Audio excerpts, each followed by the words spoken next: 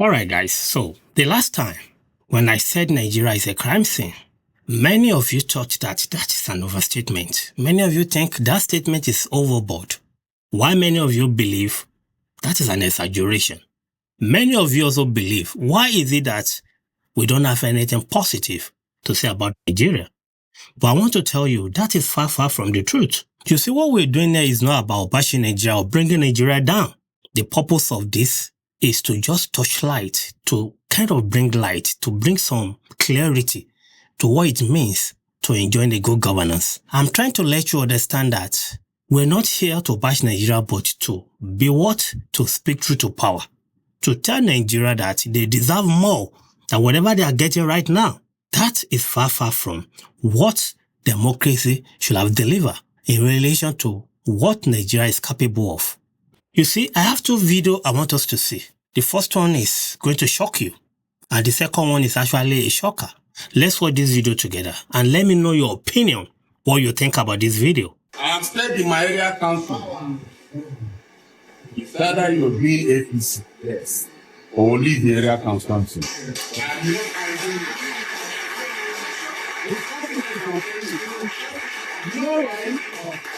I cannot have it and president being all what they are doing. They on the day of election, you now come and say you want to mark me. I will not be.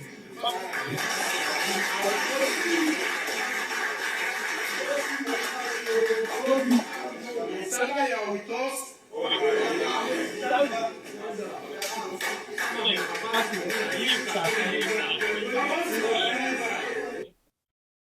You see that video, right? Now tell me, even if you are APC member, your principal said is a pro-democrat, that he believes so much in democracy. With what you just see right now, is this what democracy should look like? Is this what you will call free and fair election? If people are going to be forced into a corner by not allowing them to have a choice of who they're going to vote for, according to the information I have here, this man happened to be the chairman of Kuje Area Council in Federal Capital. His name is Danjuma Shekwolo, or whatever the name is. The fact that this guy is not being arrested right now clearly shows what democracy is in Nigeria. That a man, you see, this is not even new. That was the time I made a video that the reason why insurgency in Nigeria keep rising and will not go away is because of the impunity in our government. When people who commit atrocity, killing people, are not being punished for their crime, but they are being rewarded for committing that crime, why their victims still linger in IDP camp. What do you say to such approach? It means that you are encouraging bad behavior. You see why this guy called Samuel was able to say this rubbish and nothing happened? It's because it's not the first to say something like that. When we had some APC member doing something like this, that if you do not vote us, don't come out to vote. Or when we have PDP members, saying something like that. Let's assume they have been arrested and punished for such behavior. Do you think this guy of a Samuel will have the audacity that if you are not APC, do not come out to vote? If you know you are not going to vote APC, don't come out to vote. That is exactly the message he is trying to pass across to his local government area.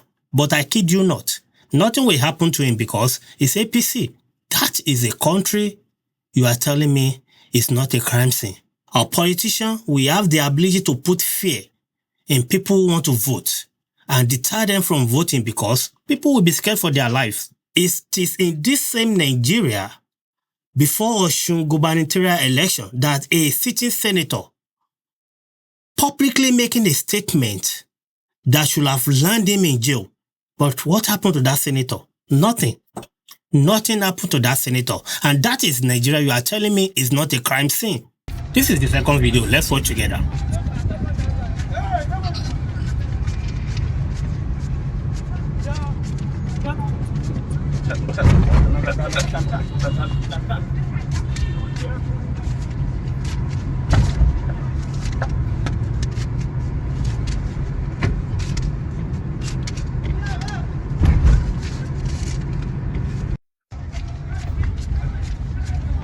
What do you think?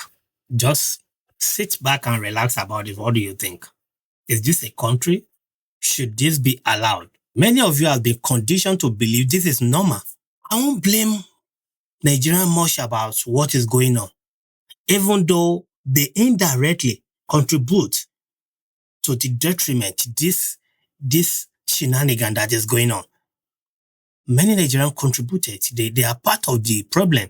But I kid you not that you can't really blame them much, because look at the northern part of Nigeria. They will never invest in education, but they can put money together in financing and funding a mass wedding for people who can't even afford to marry one wife. The money used in funding that wedding, can that money be used in a better way by using that money to help those ladies to learn trade? Put them in trade school. Let them be independent. Let them have power on their own. But their government will not do that. They will rather marry them off to men who will abuse and rubbish them. Why? In the name of their religion. Why? Because government don't want to have that as a burden. They marry those ladies, and I'm very sure majority of those women are those in displaced ID camp. Those are victims of Boko Haram. Those are victims of insurgency. But do you know what happened to those who put them in this place? They are rewarded. They are all rewarded. I mean, you can just think from that perspective alone that our government don't have the initiative to see how they can empower these women. But the best they believe they can do for them is to marry them off. To marry them off. And you are telling me Nigeria is not a crime scene. You are telling me Nigeria is not a crime scene. Now, look at this video of this man. I don't know him. I have something similar like this. Before Osun State election, that they were throwing out bread from a truck. And people are running after that bread. Just like this one now. The car is moving. And the man is just throwing out the money. A lot of people are going to be rushing after that money. Some people will injure themselves. Why is doing this? What is he going to gain from this act? From my own perspective, and this is my own opinion, this is what I call dehumanization. This man has dehumanized these people. This is dehumanization. You see, many of you believe that Almanjiri only exists in the north. No. There are Almanjiri in Yoruba land, mostly in Lagos. But they are not named Almanjiri. But if you look at their lifestyle, the behavior, we can call them Almanjiri in the north. But we call them here in the south, those who did Shuasa, Babasa, all those things. If you look at Pella's wedding, what happened to the guests, you will understand quite well that Nigeria is sitting on a keg of gunpowder. Those guys is going to get to a point, they're not going to beg anymore. They may want to pick up arms. Because Nigeria happened to be a country that will celebrate wealth without trace, that will celebrate success without trace. Nigeria happened to be a country that people come out to flaunt their money without flaunting the process of them making that money. And the result of that happened to be that we have a 17-year-old who also wants to drive Benz. And the only means is that go and commit crime. And we have government who also encourage such thing, because when a government is looting the treasury, what do you expect such government to do? A government that is looting daily, do you think that government will have any moral decency to even show that, public display of wealth is prohibited? They don't have that moral decency, because a thief is a thief. Now, my submission to you today is that regardless of your political party, please, when you vote someone, even though you do not like that person and that person is not from your party, there's something we call being patriotic. Patriotism, in my own definition, is the fact that you are rooting for the benefit, for the progress of your country, your state, or your local government. And the exercise of being patriotic when it comes to election is that regardless of any political party that you belong to, even if it is your own blood brother that is running for that position. If you believe that your brother is less qualified than another candidate and you go ahead to vote that candidate that you believe is more qualified, more competent due to their track record, due to their knowledge, another form of antecedent that you put together to make you come to that conclusion that this person is more qualified and will deliver a good governance compared to my brother, the ability and the decency for you to vote that person, that is what makes you a patriot. But even with your level of education, with your level of knowledge and understanding of politics, that you still go ahead and vote your party member, knowing fully that person is not qualified, knowing fully that person will bring destruction either to your country, to your state, or to your local government.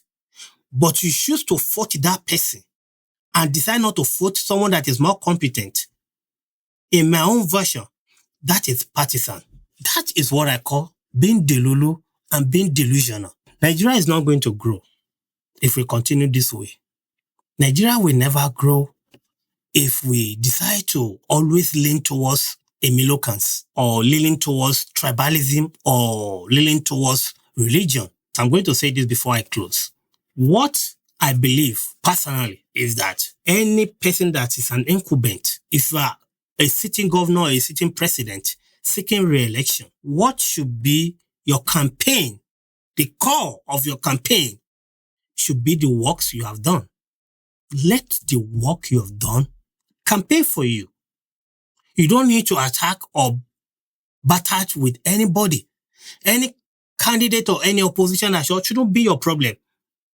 Let your work, the job you have done for the past 3 years, let it be your core of campaign. That should be it. People who need to promise heaven and earth are people that are trying to take that position from you. Do you think what you have done for the past 3 years is able to stand to defend you, to convince your people to re-elect you and continue whatever you want to call it, the good work or the bad work? That's up to you. But I don't expect any incumbent to continue to bash, or make new promises. No. Whatever you have done in the past 3 years should be your core of campaign. That is what I believe. Because what we are all rooting for is a country that benefits everybody, a democracy that works for every Nigerian, regardless of your background, who you know or who you don't know. Nigerians should simply work for you. When you qualify for something, you shouldn't be struggling. Nobody should ask you who you know or who you don't know before you can attain a position. In as much as you work for it, you should earn it. But is that the Nigerian you know today? That a politician can be making statements that can cause Nigerian uproar, but nothing happened. I just want to bring this to your notice that we do not hate Nigeria. Nigeria is our country. We love Nigeria so much, and we want to see Nigeria that works for everyone, regardless of who you know. 2027 is fast approaching. We can either make the same mistake, or we can rethink and take this country back. Look among the candidates. Who do you think is more competent? Is it Showore? Is it Atiku? Is it Obi? Or is it Tinubu? Look carefully and see who you are going to vote for. Not because they are from your ethnicity or from your religion background or your kinsmen, because of the competence, because of their track record. That is what's supposed to move you in casting your ballot. All we want to do here is to open our eyes to what good governance really means, the dividends of democracy that is working for its people, not the one that works for the politicians. And this is Catalyst Conference, rooted in reason, truth over comfort, every single time. May God bless you. May God bless Nigeria. I'll see you on the next one. Bye-bye.